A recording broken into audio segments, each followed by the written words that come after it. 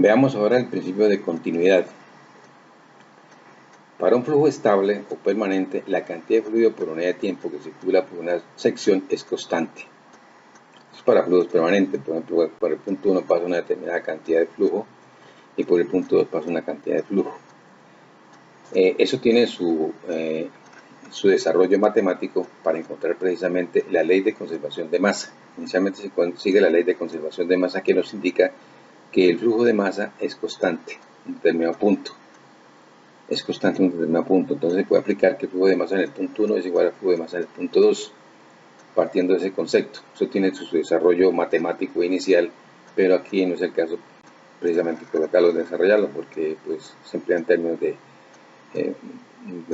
de producto vectorial, producto escalar, integrales, diferenciales, etcétera, que puede que no tengan mucho uso en este caso. De todas maneras, nosotros partimos ya desde una vez desde la ley de conservación de masa, que me dice que el flujo de masa es constante, o sea que el flujo de masa 1 es igual al flujo de masa 2, y el flujo de masa es masa por unidad de tiempo. La masa puede ser kilogramos por segundo o libra masa por segundo.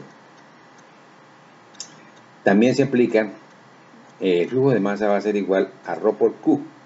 Tenemos la densidad por el Q, que es el caudal. En este caso, el Q es caudal. Son, por ejemplo, metros cúbicos por segundo, litros por minuto, galones por minuto, etc. Es caudal. Volumen por unidad de tiempo. Ese es el caudal. Y la densidad, pues ya la conocen, que son masa por el volumen. Entonces nosotros tenemos ρ por Q. Tenemos ρ, que es la densidad, que son kilogramos sobre volumen, y tenemos por Q, que es volumen sobre tiempo. Entonces ese análisis dimensional nos da kilogramos sobre tiempo o masa sobre tiempo, que también es igual a ρ por B por A, donde el caudal es igual a B por A. Ese caudal de B por A se aplica siempre que estén manejando líquidos, porque la densidad no cambia. Si se van a trabajar con fluidos incompresibles, entonces tienen que utilizar el flujo de masa igual a ρ por Q, porque la densidad cambia en cada punto para los fluidos compresibles. En cambio, para los fluidos incompresibles la densidad no cambia, entonces se puede trabajar como B por A. Entonces yo puedo decir para fluidos incompresibles, que son por ejemplo los líquidos, que el caudal del punto 1 es igual al caudal del punto 2. Y aplicar la ley de continuidad o el principio de continuidad. Uno puede decir, por continuidad, Q1 va a ser igual a Q2, y de ahí puede sacar cualquiera de las dos velocidades. Entonces tenemos aquí que M es el flujo de masa, Q es el caudal, ρ la densidad, B la velocidad del fluido, que es una velocidad promedio, recuerden que es una velocidad promedio, y A es el área interna del tubo, que se calcula con el diámetro interior del tubo. Y entonces tienen que tener las tablas técnicas de las características del tubo para poder hallar el diámetro interno del tubo o el área del flujo. Esa área de flujo del tubo se calcula con el diámetro interior del tubo, que es el diámetro del flujo. Ese es el diámetro del flujo. Yo no trabajamos eso con el diámetro del flujo. Recuerden, uno trabaja con el diámetro del flujo. Entonces aquí tenemos que el flujo que pasa por la sección 1 es igual al flujo que pasa por la sección 2. Entonces vamos a tener que, por ley de conservación de masa, masa que pasa por el punto 1 es igual a la masa que pasa por el punto 2. Reemplazándolo por sus variables, tenemos densidad del punto 1 por velocidad del punto 1 por área 1 va a ser igual a densidad del punto 2 por velocidad 2 por el punto 2. Como estamos trabajando con líquidos, que son fluidos incompresibles, entonces Q1 va a ser igual a Q2. Esa es la ecuación de continuidad para líquidos. Aquí se darán cuenta ustedes de que la velocidad es perpendicular al área.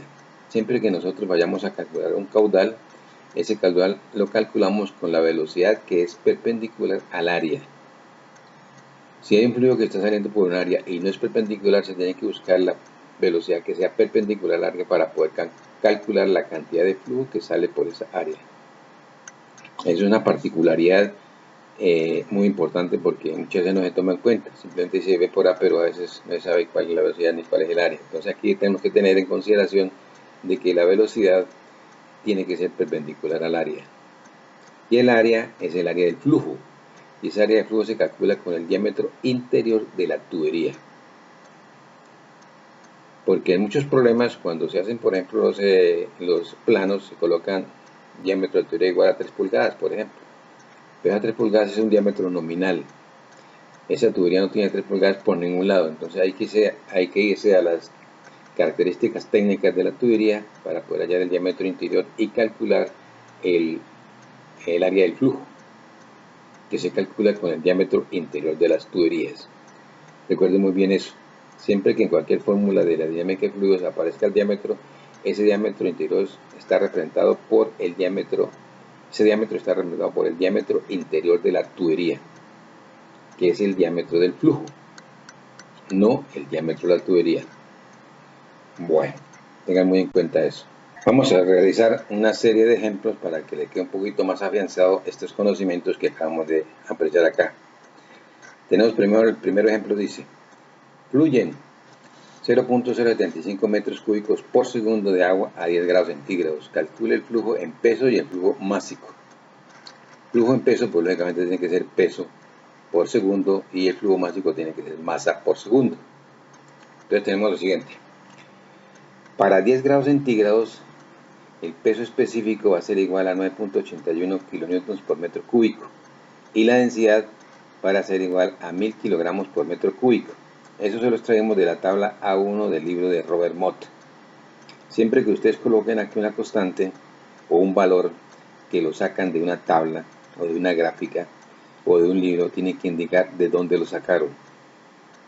Porque no, cuando él desarrolla un problema y aparece un valor y no tiene ninguna justificación, pues uno duda de cómo lo colocaron ahí, qué hicieron para poderlo colocar ahí. Entonces aquí sacamos el gamma y sacamos la densidad de la tabla A1 del libro de Robert Mott, que es el libro de mecánica de fluidos. Y entonces empezamos a calcular flujo en masa. Flujo en masa igual a densidad por caudal.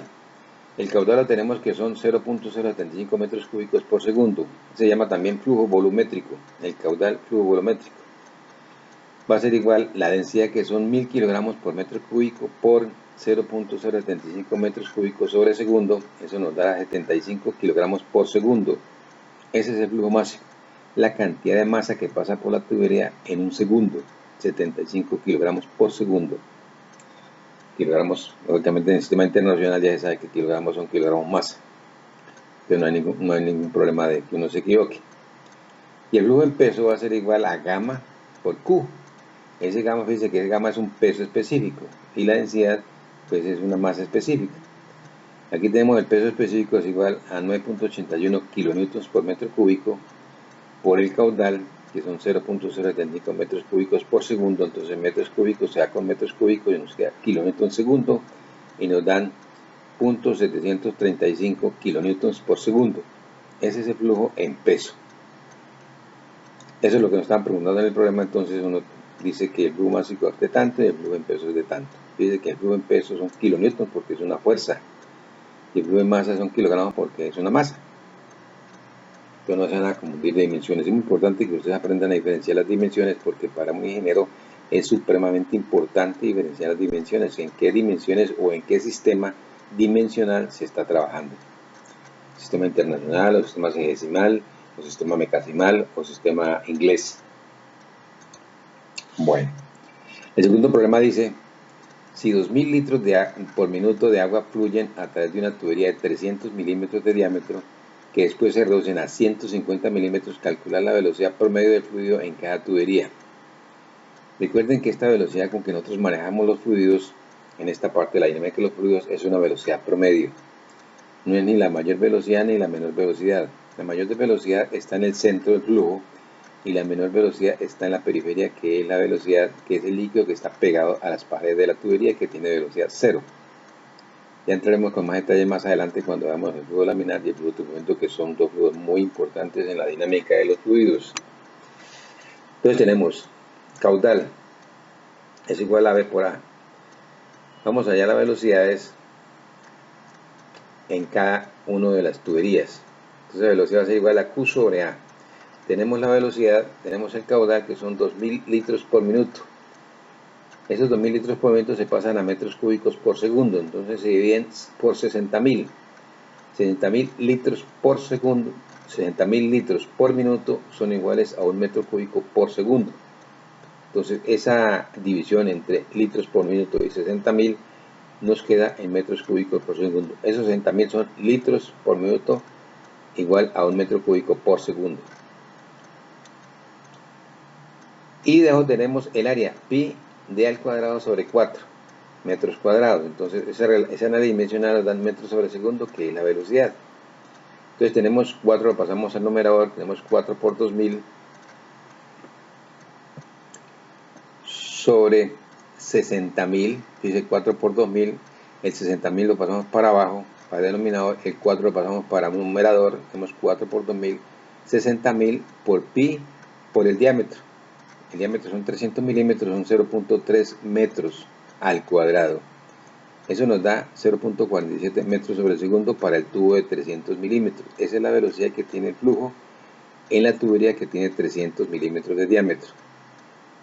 0.47 metros por segundo. Hacemos lo mismo para el punto donde el diámetro de la tubería se reduce a 150 milímetros. Entonces tenemos lo mismo, 2000 sobre 60.000 sobre pi por diámetro al cuadrado sobre 4, que es el área del círculo. Entonces pasamos a tener 4 para arriba y tenemos que el diámetro es, como son 150 milímetros, entonces son 0.15 metros. Eso nos queda el cuadrado, nos da 1.88 metros sobre segundo. Esa es la velocidad del fluido para el tubo de 150 milímetros de diámetro. Fíjense que el diámetro se redujo a la mitad.